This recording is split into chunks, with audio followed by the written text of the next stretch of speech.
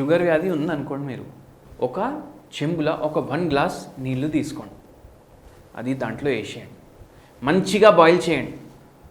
మంచిగా బాయిల్ చేసిన తర్వాత ఒక 2 నిమిషాలే పోయి ఫుల్ పెట్టేసి బాయిల్ చేస్తే 2 నిమిషాల్లో రెడీ అయిపోయింది.